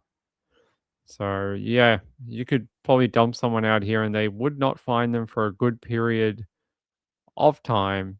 I'm confused by that. But like we said on this channel, you don't have to be smart to be a murderer. we do that all the time. Razor said she could have been killed on that road, then brought to his house. The pull came after the other items. I at least judging from the prosecution's telling of what they think happened, they believe she died at the house that night, that she was not taken up there and then killed. At least that's their version of events. Josh thinks that they probably got his fingerprints on it and yeah, I would think so. Let's see. He's a stupid criminal because why would you dump someone's passport and other items where someone can recover them instead of putting them in the trash or using the burn bucket to burn them? It's bizarre. And I will still never understand. Like, you could literally drive on this road. No one's going to see you. Look, they even have trails that get to the water. You could drive off this road 2 a.m. in the morning, creep down to the water, dump her in the water, and drive the F away back to LA. And I reckon if you had done this, they may have never found her. They may have never found her, and she would have just been a missing child. we would have heard about it in 10 years and gone, oh, what happened to that girl? But, criminals are not clever. So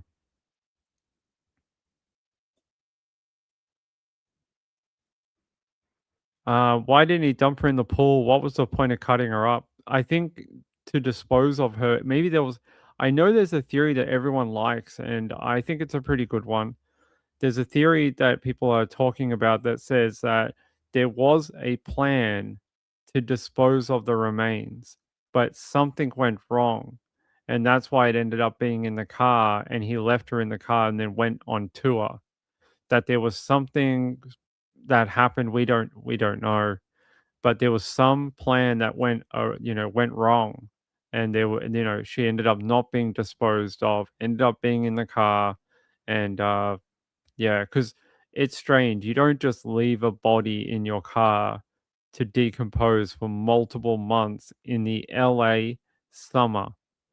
In the summertime in LA, like, you have to be mental to have to do that. Like, everyone knows summer and decomposing, no good. Taz said in Australia, an Uber won't take an underage person unless there's a specific family account. I can't foresee my 14-year-old going off for a 2-hour drive to go to the movies at 8 p.m. on a Wednesday night or any time. I would think, if Uber had a policy, wouldn't it just be worldwide? Wouldn't that be what it is? Sean says, does Tesla have past GPS locations? Yes. In that document, they say that they do have information from his car.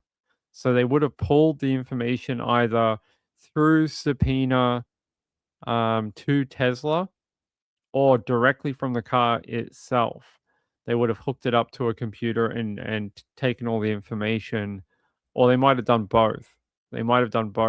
Subpoenaed Tesla to take anything off their server related to that car, and also remotely access that vehicle and then downloaded everything from it. So yeah, they do mention in here that they've done that they have information from the car. I don't know which part it's in, but they do have it. Let me see if I can find it.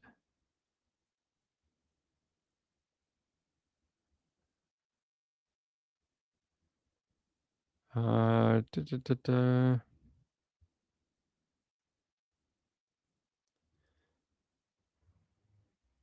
I think we read it out before where we were talking about they had evidence from the car and things like that.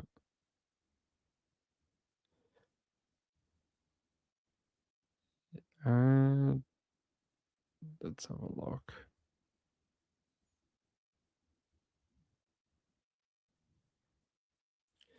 They just say the defendant's cellular activity and communications from the defendant's iPhone and Tesla, right there.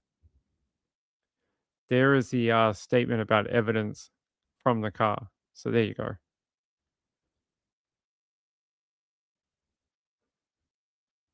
There you go.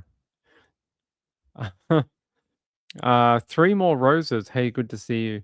I'm hitting it first when he comes to Gen Pop. Good work. Good work. No, we don't advocate for violence or retribution, but things happen, jails happen, people happen. Razor said, also, how can Celeste's parents give so much freedom to her? My parents never give me such freedoms as a child. I think that it's some families just work differently. I think there's a strong base of people on the internet, in true crime and further, that believe there was some neglect of Celeste, and if some people had their way, the parents would have been charged with a crime. But there's some parents who give their kids freedom from 8. They're not keeping an eye on them. They let them have a phone. They let them have social media. Your parents are obviously good parents who kept an eye on you. Yeah, like we don't know, but that is I don't think most parents in the world would be okay with that. Like, whose parents are okay with, like, I'm gonna go see a boy who's 18 and I'm like 13? I don't know any parents that would be okay with that. But she may have lied. She may have told them he was like 13 as well. Who knows? David said there was a lot of legal arguments about that info belongs to and who can access it. Insurance companies want open access. Oh, for Teslas? Yeah. Or you mean Uber? Both? I could see both. Just Sing said Celeste was out of control and her parents weren't parenting. There's a video of her cussing out the neighbors. Yeah, I've seen that video. I agree with you. I've been on the parents for months, and we unfortunately we've had some people come into the chat and they're all like, "You should be nicer to them. They're victims." And I'm like, "Yes, they are a victim. Their child was killed. That is very sad, and I don't disagree that they are mourning the loss of their child. Two things can be true at the same time. They could have done things like neglecting their own daughter, but then also be sad that she was killed. They can be partially part of how she ended up with David and still be sad and mourning the death of their daughter. So I see as both those things as being true. That's just my opinion of it. You don't have to agree. Rita said, out of control. My parents dealt with that a bit of what is called a belt. You got belted? I think I got belted when I was a kid too. Woman of Steel said, I'm old, but if a 20-year-old man had invited me out when I was 13, I would have run away. We hear about it a lot. A lot of young ladies and men often go and hang out with people older. It happens so frequently that it doesn't even seem like abnormal, which it should be, but it just seems to come up all the time. Gayla said the video was taken at a family barbecue party while she was supposed to be missing. There was also another one. Or is that the video from the quinceanera? There was another one, a photo or a video from a quinceanera where she had headed home while she was supposedly missing, and she was with family. She was with her cousin, and she was here, and there were family members. So at least every so often, she was heading back into the family circle. And then we hear for the prior 6 months, she may have been at home because she left the Lake Elsinore home on the night of her murder and headed to David's home. So she was home at some point. Taz said belting her would have likely made her run away more. I have a funny feeling home was not a good place for her. You can tell me all you want that CPS cleared them or whatever, but I'm telling you, little kids or pre-teenagers, teenagers, they don't run away from homes that are comfortable. If they've got internet, a little bit of freedom, a bit of pocket money, free food, stuff like that, Netflix, they are not going anywhere because it is comfortable. And as long as like home is a good place to be, they are not going out of the safety of that. So I have questions about why she was so eager to leave that family unit all the time. And people keep going, but she was groomed. Yes, but she still have to want a reason to leave. There must be a desire, even with the grooming, to not want to be in that home. At least that's what I think. Sweet Universe said, my dad was Catholic and strict. Or did you go to a Catholic school? Just Think said, it's funny how no one is talking about it. Yeah, I know. Warner still said, kids are too sophisticated nowadays. They learn too much too soon. They need to be kids. Yeah, it's shocking to me because I remember being that age when I was that age. And when I was that young, it was right at the birth of the internet, the modern internet. So just when DSL was sort of becoming a big deal. And actually, we had dial-up internet when I was 12, 11. We had dial-up. But just when I became like 15, they started getting like DSL. And we still didn't know crap about how the world worked, how anything worked. But nowadays, kids are so easy. They just go to their phone. They just go to the phone and go, how does this work? What is this? And how does this work? If we had that when we were kids, I don't know what kind of trouble we would have got into, but I guarantee you half of us would have ended up dead somewhere doing something, meeting someone, doing something we weren't allowed to do. I guarantee you. But it just seems like our world was a little more sheltered. Ugh. Hey.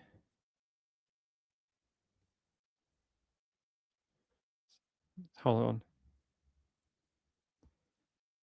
Sorry, my in-laws were messaging me. They're like, "Are you home?" I'm like, "Yeah, but I'm online." Yeah. Anyway, that was my point. That like I just think that yeah, the kids nowadays they just know so much. You're right, and I just know. I remember being that age. I didn't understand anything about anything. I didn't understand like even simple things that we take for granted nowadays. The kids all have that knowledge, and it's shocking how much they know. Justin said we would have been in so much trouble back then with all this info. We would have done the stupidest things, and we probably would have got arrested, blown ourselves up or something. Probably. Young Fly said David had her hooked on drugs too, so that's another reason why he had access. Plays a big factor. If they can prove, the drugs in her system with a proper panel, you are you could be very correct. But like some people have pointed out to me, that this particular drug screen right here just means that they found elements of it within her system, but it doesn't say how much. It doesn't mean whether she had it 5 days ago. It doesn't mean if she had, 2 grams of it or 20 tablets. Like, it doesn't tell you. It just tells you that the presence of it was detected, but not how much. And that is probably more what we need to know. How much? Was it regular? Is there a high percentage in her system? That type of thing. And then maybe, yeah, it could be a part of the trial. They could say he was supplying her with these chemicals, and that was part of the offending. Definitely. Tell Laura I love her. Sure. I will tell Laura I love her. Wait, who's Laura? Justin said, what do you think about the other young man who was killed that was connected to Celeste? Do you think David was connected to? Are you talking about the gang member? I know there was a gang member that she knew at one point when she lived in at her parents' house. I don't know too much about it, unfortunately. Taz says, I remember getting color TV in 1976 for the Montreal Olympics. Gayla said, if my family knew half the poop I got up to, they would have locked me up. Probably. Yeah, I don't know too much about it, unfortunately. I just know of it. I just know that it happened, if that makes sense. I don't know too much around the circumstances of what it is. Razor said, let's assume they managed to clear the murder charges. What about the David assaulting Celeste? Uh-huh. I have something that maybe would stop you right there. Hold on, let me find the sentence for you. Where is it? I think it might be under evidence. Let me have a look. No, it must be up here. Yeah. While all possible charges that could be proven were not filed,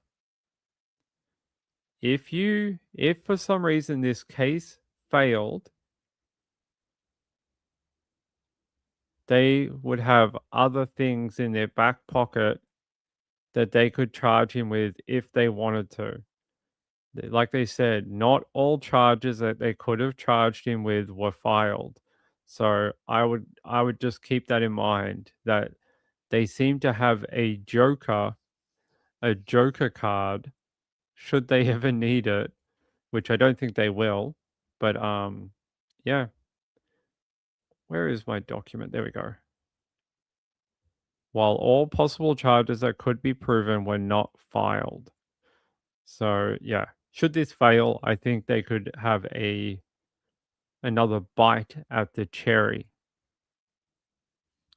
Gayla said, I tried to join, but our local recruitment team. Yeah, local recruitment team. Kim said, I can't see him beating these charges. You never know in a court of law. Universe said, I wanted to enlist when I was 18 and my mother said no. My mom also told me no. I could not join the Girl Scouts. She's like, they don't make dresses for boys who are 6'1". And I was like, but mom, I want to go sell cookies on the street corner like a 12-year-old hooker. That's what I want to do. I want to turn tricks on the corner, and by tricks I mean cookies. That's what I wanted to do. And my mom's like, no, you cannot join the Girl Scouts. And I was very disappointed. Kim said, I can't. Yeah, I don't know. We'll see. Guys, give me 1 second.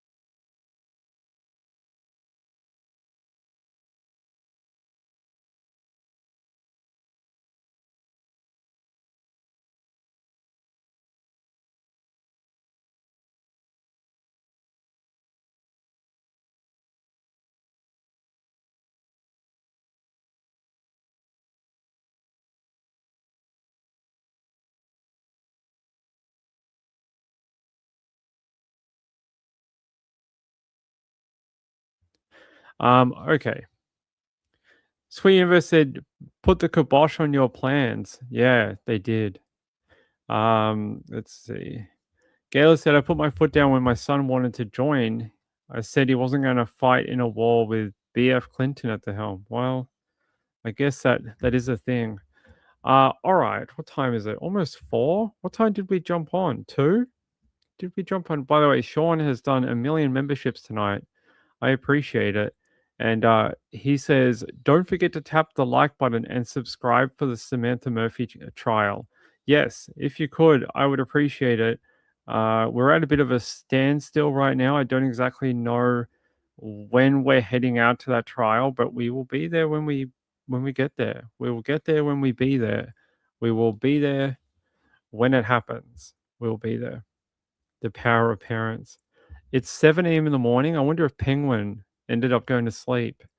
Wonder if Penguin went to bed. Let's see. Anything else, or are we late at night? I think we're late at night. All right, guys, I'm going to wind up for this Saturday night. I don't have too much more to add. Actually, let me check.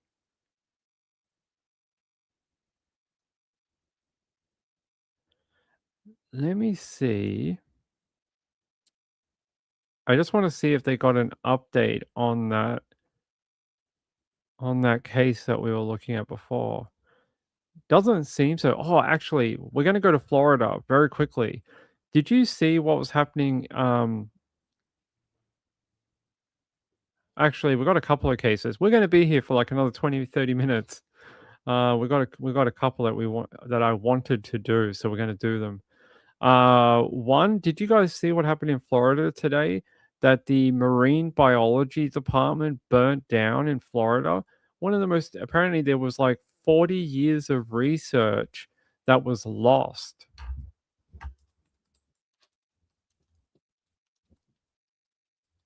It's really sad. Here, I'm going to take you out there and hopefully I can get a good update video for you, but it's really sad. A lot of these researchers who help the oceans and the animals, they are basically screwed. They are basically screwed. The entire thing burnt down. Here, WFLA.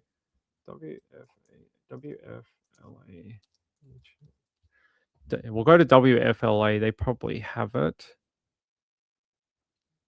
Crazy fire. Really, really crazy. Let's see. No? Okay.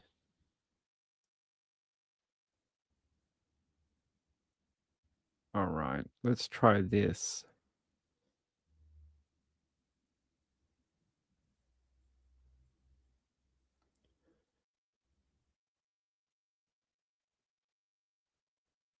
All right, we'll go to NBC South Florida.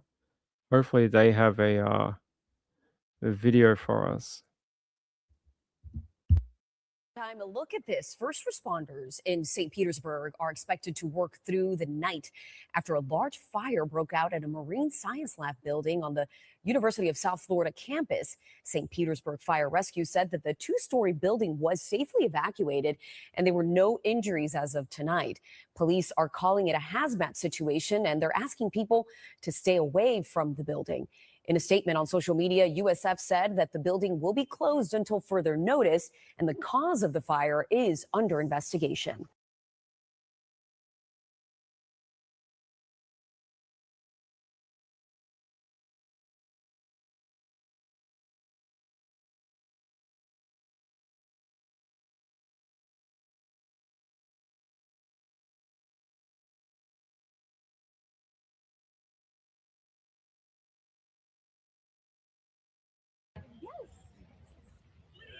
Bro, that's literally the yes. Bro, that's literally the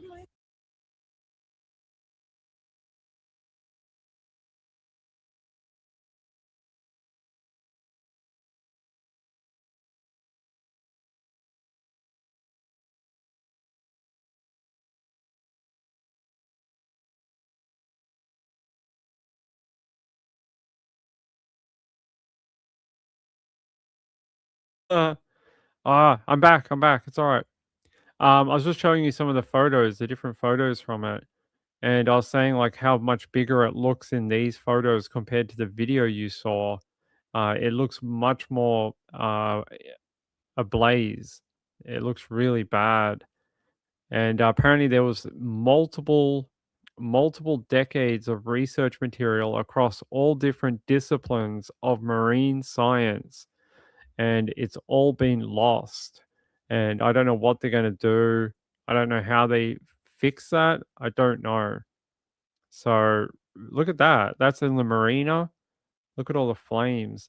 So unfortunately, those poor students and researchers from that particular University of South Florida, St. Petersburg, it's basically lost. A lot of field work, a lot of samples, a lot of things they have collected, gone. And apparently they were not able to save it. The entire building is basically razed. It is gone. So that is, very sad. Sets back the science department, and they just don't know where you go from here. I really don't. I feel very sorry for them. Yeah, I'm not sure what went wrong. Can't back up samples. And I think that's the bit they're worried about. Like some of the papers and things, they are backed up remotely, but it's like physical samples, things that they got from the ocean or, stuff like that, they can't replace. old samples from like the 70s and 80s are gone. So yeah, I think it was a pretty old building. Yeah. So yeah, awful. If you're in Florida today, that was a huge fire out there. It was all over the news. It actually made it to the news in Australia, which rarely happens. But there's another murder story I want to take you to. If I can, we got too many links open. I have about 90 tabs open. We do too many tabs every night. Yeah, come on. Let's go.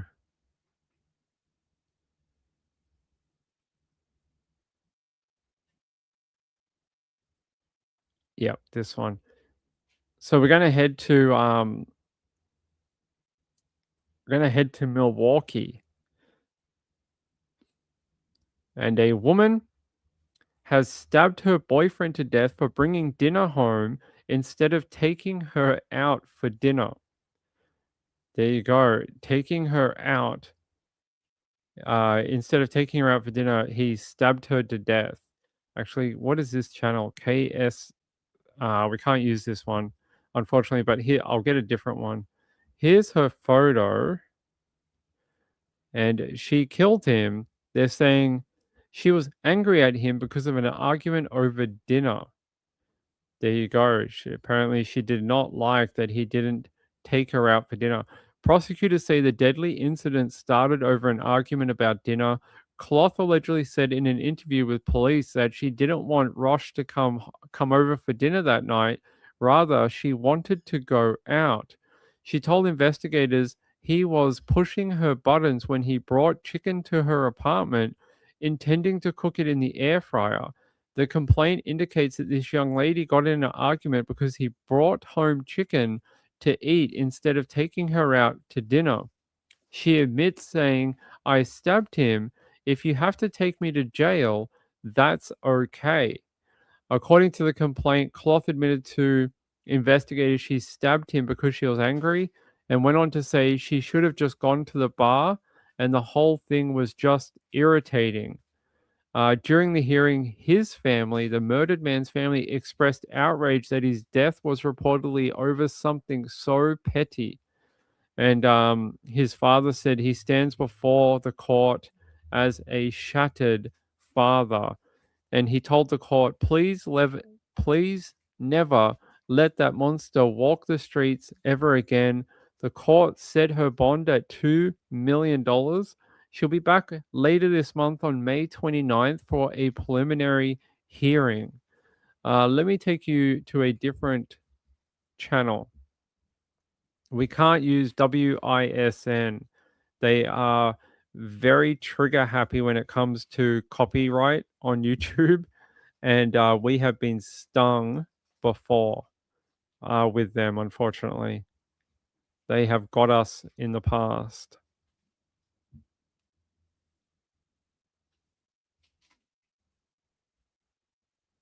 I'm going to see if Fox in Milwaukee might have it. Hopefully they do.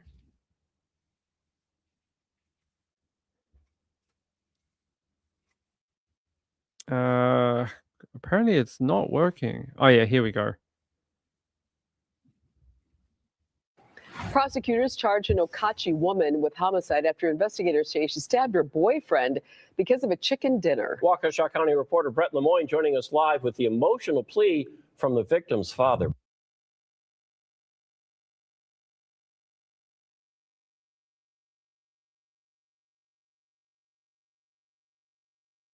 Guys, hold on. The stream screwed up when I tried to stream it to you, it messed up. Which I don't know why. Hold on. Yay, it worked. Prosecutors charge an Okachi woman with homicide after investigators say she stabbed her boyfriend because of a chicken dinner. Waukesha County reporter Brett Lemoyne joining us live with the emotional plea from the victim's father. Brett? Yeah, Ted and Mary, Loch LaBelle police say 27-year-old Michaela Cloth got a hold of a knife and stabbed her boyfriend through the heart. This all happened on Friday night in Okachi, which is an unincorporated area in the village of Loch LaBelle. When investigators arrived, they found a man flat on his back. They asked Cloth why she did it.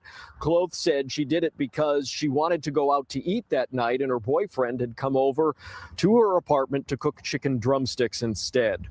When asked if there was a struggle, Cloth told police, quote, "No, I did stab him," end quote. Cloth says her boyfriend grabbed a knife on the blade side and she got angry and she pushed the knife into his chest. The victim's father spoke in court Monday. He asked we not name him or his 25-year-old son. Please never let that monster walk the streets ever again. She admits saying, I stabbed him. If you have to take me to jail, okay. She didn't hesitate with the discussion with the officers.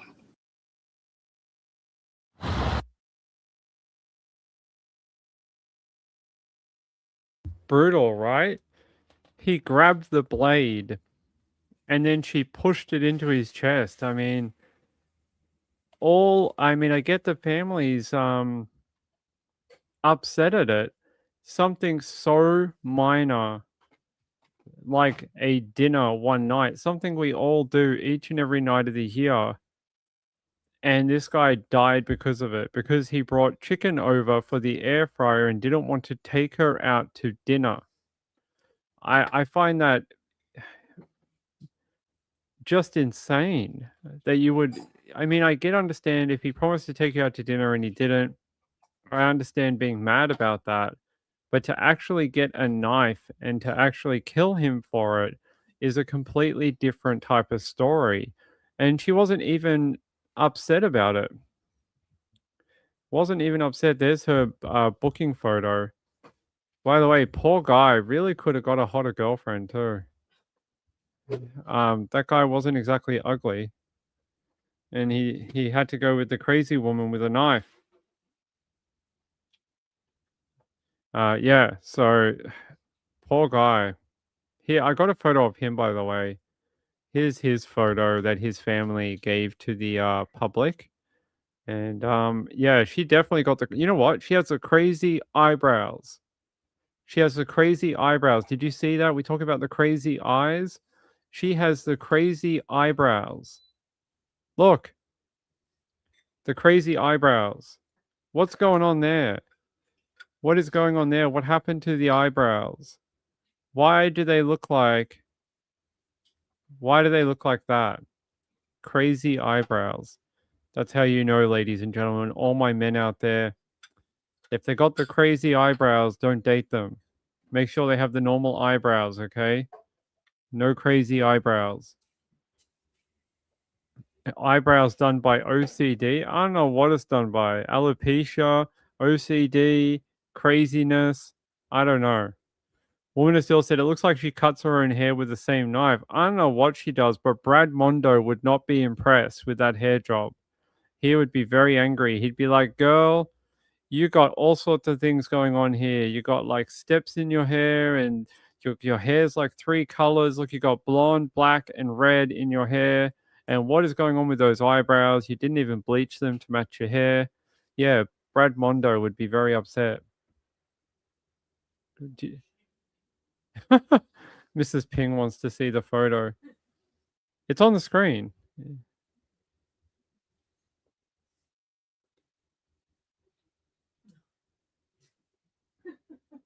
Mrs. Ping is not impressed. She is not impressed. Gail said 100% Brad would laugh. Yeah, he'd be devastated. He'd be like, I'm gonna send you some of my ex my ex Mondo line. We're gonna fix that hair in jail, girl. We're gonna get you some better hair while you're on remand. Kim said those are drawn on. I don't know what they are, but they definitely aren't like non-crazy. You don't go in a scale of crazy eyebrows to normal. These are definitely at the end of crazy. Gayla said they shave them then draw them on. I don't know why.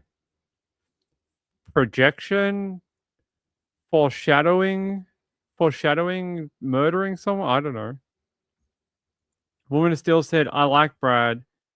He's into shags now. Finally." I think that means something different in Australia than it does over there. I don't know what that means over there, but over here it means a completely different thing and activity. Sweet Universe said they're not normal. Definitely not normal. We'll have to send it to Brad Mondo. Imagine Brad Mondo doing true crime, like the crazy fashion and hair of true crime. I think he'd have a winner of a channel. Imagine if he just did like critiquing people who get caught and get their like mugshots. I think that'd be a great channel. Maybe I should do that. Sean Warner still said shag is a haircut. Shoot, I forgot. I don't know if you can shag a haircut, but a haircut might be a shag, but I don't know if you'd cop a shag with that haircut. We've seen Austin Powers. That's true, yeah, Austin Powers, yeah. Shag on a rock? No, the girl's going to be unhappy about that. Gayla said, oh yeah, baby, yeah. Man, Austin Powers, what a horrible movie. I was never a fan of that show. I never understood the comedy. I mean, I get it's funny or what. The first one was okay. The other ones were not that good. I thought like the second and the third and the fourth or whatever were terrible. The first one was funny, but I thought by the second and third one it was just overdone. It was the same type of humor with the same thing each time. It wasn't new. But the first one was sort of funny. I don't know. Mike Myers is not my sort of comedy. Sweet Universe said Brad would definitely have a lot to say about her. Yeah, he probably would. Sweet Universe said I've never seen Austin Powers. I think if you watched it today, do you think it would hold up? I don't think it would. I think if you tried to watch Austin Powers in this current world that we live in, I just don't think it would translate. I think it was very much of the time, and I don't think it works in 2026. I think it's from about 30 years ago. So yeah, give it a go. Watch it. Watch it on Netflix or whatever. They probably have it. But yes. Anyway, back to Crazy Eyebrows. What are we going to do about her? Well, she's in jail on a $2 million bond. She ain't getting out anytime soon. So she will not be heading to the salon to fix the hair or the eyebrows. But she will be held in jail for killing someone. So, pluses and minuses, apparently. You get some and you lose some. But that poor guy killed because he didn't want to take his girlfriend out to dinner. I find that one of the weakest excuses to kill someone that I've heard in a while. That you were so angry that he just didn't want to take you out to dinner. That he brought you chicken. How dare he? How dare he bring you chicken? I know I've never heard of chicken being used as sort of like an insult, but apparently it is. Apparently you can't take home chicken to your girlfriend. She'll stab you to death. Let's have a look. Trying to see if there's anything else we can learn about it. So she's been charged with first-degree intentional homicide while she admitted to it to the police. So yeah, and I like how she said, "If you have to take me to jail, then do so." Yeah, lady, we're taking you to jail. You stabbed your boyfriend in the heart. We are taking you to jail. We ain't taking you to friggin' Costco. You're going to jail. So yeah, she's going to be in jail till late May. So in late May, she will go back to court and we'll have a preliminary hearing. I will bring you more from that preliminary hearing, okay? Hideous is a good word. Well, yeah, no chick. Yeah, that would be funny. In prison, They're going to write on her intake sheet only chicken tenders every meal, and they're going to see how much they can like irritate her. Ramen noodles for her. I don't think she's getting anything in jail. Maybe they'll start calling her Chicken in jail. She'll get a nickname, Chicken. Gayla said slop in the prison kitchen. That's a different nickname for her. Sean said, did he do her eyebrows? I don't think he did them. I'm not sure who did them, but I think it's a projection of her internal struggle with reality. That's what I think. Chicken head. Yeah, a bit of a chicken head. Warner still said he brought chicken and said, did you get your eyebrows done? Yes. It will be chicken tenders. Yeah, that's what she's going to have in prison. All right. Hey, I love you all so much. It's been a fun night. We've had a lot of fun tonight. It's been good. Let me just have a look at this. All right. Hey, I'll be back tomorrow. We're going to hang out on Sunday night. I always tell you I'm going to be on it at 10 p.m. and then I always lie and never come on at 10 p.m. So I'm not going to promise you that I'm going to be on at 10 p.m. But, you know, if that happens, the stars have aligned and I'm on earlier than normal. Okay? I love you all. If you haven't subscribed to that channel, why have you not? Do you want more entertaining shows like this? And please do that.